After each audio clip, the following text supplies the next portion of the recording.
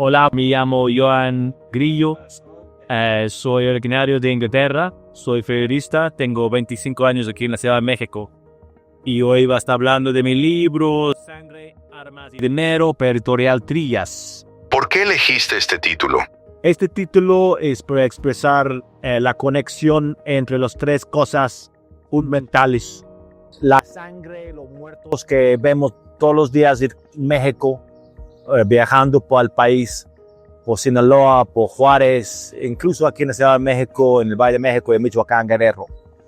Las armas, que esto es el mecanismo que la causa la muerte, los AK-47, AR-15, calibre 50.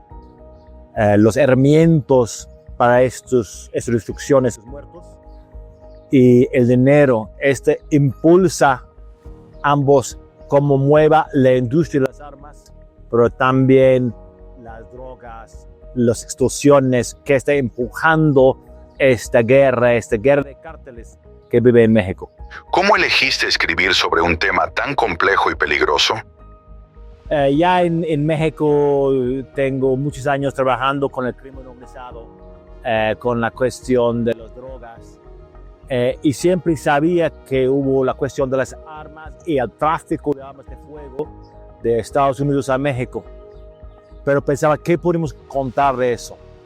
Pero mi cambio en 2017, que llego a un reclusorio en Ciudad Juárez y hablo con un recluso que fue traficante de armas de fuego, que él iba cada fin de semana de México hasta Dallas, Texas, y cada fin de semana lo lleva entre 12 y 15 rifles.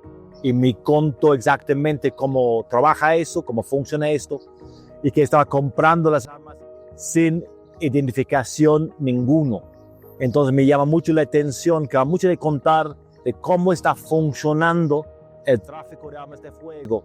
Y no solamente es que los de Estados Unidos dicen que tenemos derecho de tener armas, es más complejo. Puede tener derechos de tener armas, pero no es que quiera realmente que vendan cientos de miles de armas de fuego cada año a los cárteles y las pandillas. Y por esto me llega esta investigación de 4 años sobre sangre, armas y dinero.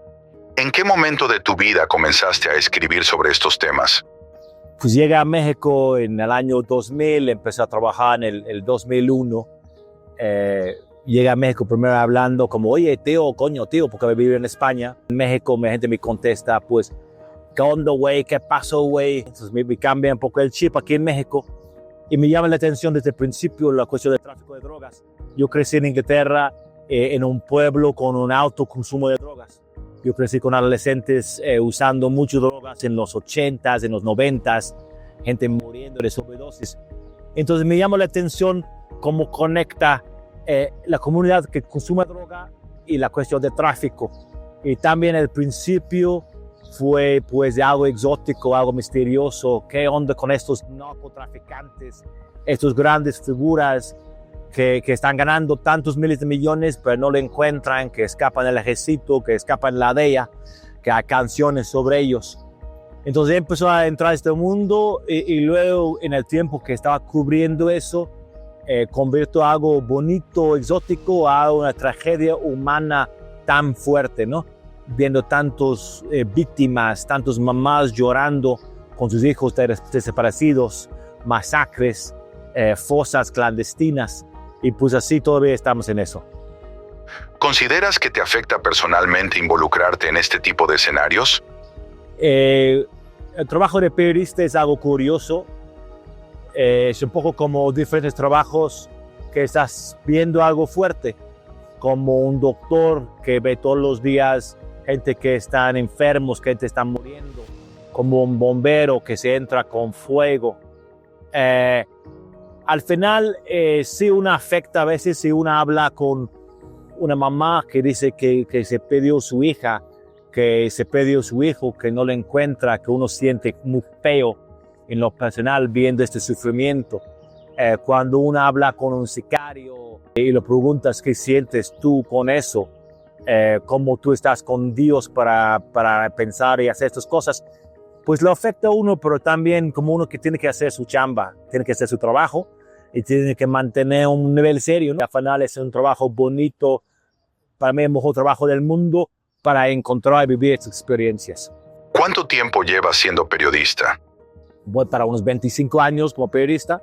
Empezó a ser periodista en 2001 en México y ya tengo la suerte de estar en todos los estados de México haciendo reportajes y en varios países más, incluyendo Estados Unidos, mi país Inglaterra, pero hasta Filipinas, Brasil, Haití, Bulgaria, Rumania, Tailandia, Laos, haciendo investigaciones y pues a historias en todos los lados. ¿Cómo fue que llegaste al mundo del periodismo?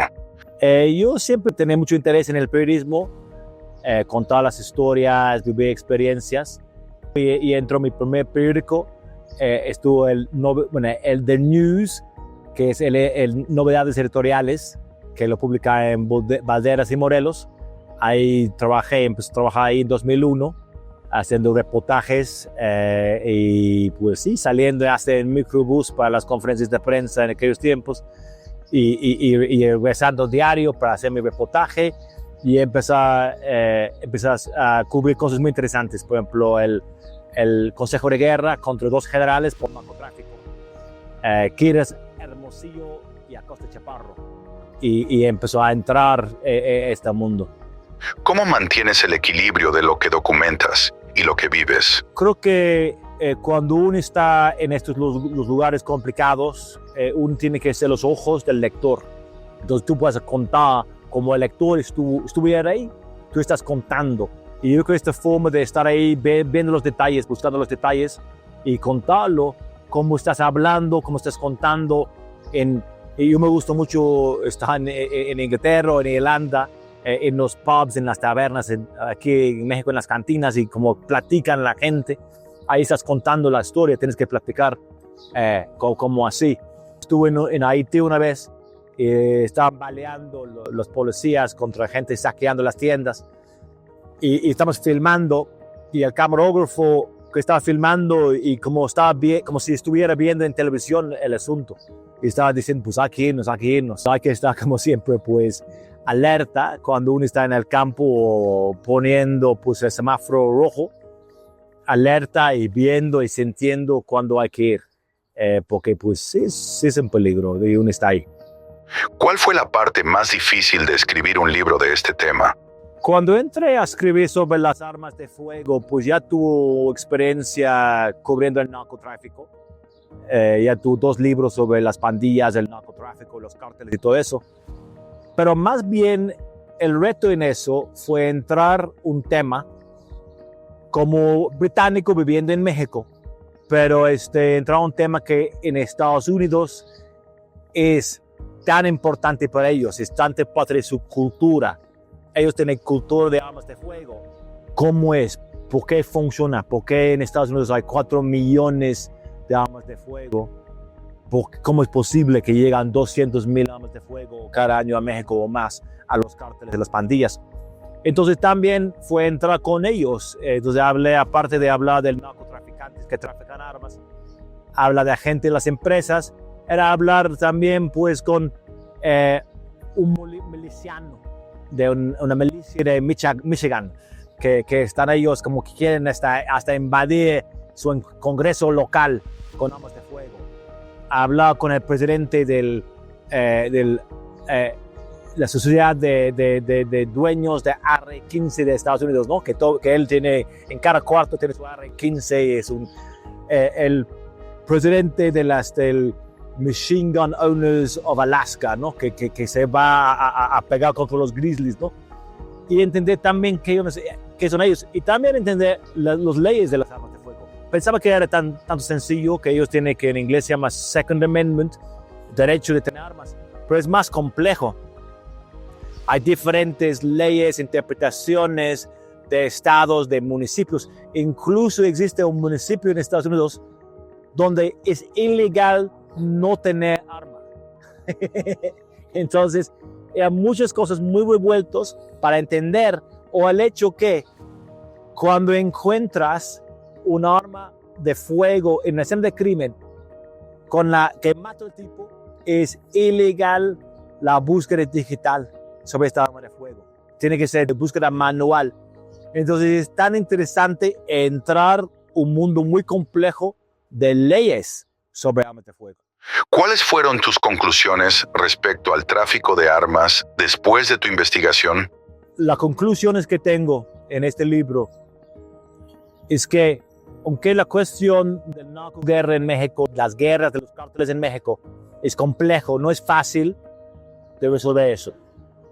Y también la cuestión de la drogadicción en Estados Unidos principalmente, y los muertos de sobredosis tampoco es tan fácil resolver eso. Una cosa que podemos tener avance es el tráfico de armas de fuego de Estados Unidos a México, que va cada año 200,000, 250,000 AK-47, AR-15 pistolas que aquí están diario usando para matar gente. Y esto sí es algo que es posible frenar, reducir este río y hacerlo sin quitar el derecho de tener armas en Estados Unidos. Lo puede usarles incluso ahorita que Estados Unidos, Washington bajo de Donald Trump, ha declarado cárteles como grupos terroristas. Esto es una oportunidad para ir contra las tráfico de armas de fuego. Porque al final la gente que están traficando las armas de fuego están dando material a grupos terroristas, según la ley de ellos. En lugar de dejarlos sueltos, como están haciendo desde muchos años, lo pueden dar hasta 25 años de cárcel. Esto podría tener un impacto enorme en cómo consigue tan fácilmente las armas de fuego los cárteles en México. ¿Cuál consideras que sería el camino para frenar el tráfico de armas? Si vemos cómo funciona este río de hierro de armas de fuego, es decir, cómo funciona el mercado negro de armas de fuego. Pues existe un mercado legal en Estados Unidos donde venden muchas armas de fuego legalmente y se pasan a lo ilegal. ¿Cómo pasan a lo ilegal? Las maneras principales son, uno, que lo pagan una persona que tiene una historia limpia y lo pagan un cantidad para ir a la tienda y comprar la arma. Lo otro es un hueco que lo usan las ventas particulares, como en las ferias de armas, para vender muchas armas a los pandilleros, a los cárteles. Lo pueden agarrar en estos puntos y estas personas que están comprando, incluso unos que están vendiendo, lo pueden agarrar con cargos fuertes. Si lo hacen con pocos casos, va a tener un impacto muy fuerte. Si ahorita alguien lo paga $100 y entra a la tienda y te compra una AK-47, porque no pasa nada. Si lo encuentran, pues igual lo sueltan. Pero si en este caso lo ponen en la cárcel, eso tiene impacto a todos. Y no va a hacerlo para $100 porque es mucho más riesgo. ¿Qué impacto esperas que tenga este libro sobre el tema que abordas? Estoy muy orgulloso que este libro lo usaron como parte y como base para la demanda que le hizo el gobierno mexicano contra empresas de armas en Estados Unidos. E incluso hubo un cambio en la ley para hacer penas más fuertes contra las personas que están traficando armas de fuego. Aparte que también ahora tiene la ley de terrorismo. Creo que es un momento y el impacto que espero que tiene toda esta plática, todos esos esfuerzos, es realmente reducir la cantidad de armas de fuego que tienen los cárteles de México. Ahora, para tener la paz en México, para reducir la violencia, todavía no lo consigue eso. El gobierno reducir el poder de los cárteles. Hay que reducir la corrupción. Hay que reducir el mercado negro por consumo de drogas. Hay que ver por qué los bancos están todavía recibiendo tanto billete de los narcos. Pero es una parte posible. Si lo vemos, los años que hemos vivido ahorita, con cada año más de 100,000 personas muriendo de sobredosis en Estados Unidos, sobre todo de fentanilo, que en México cada año 35,000 personas muriendo de asesinato, no debe estar así. Y esperamos que en el futuro no es así.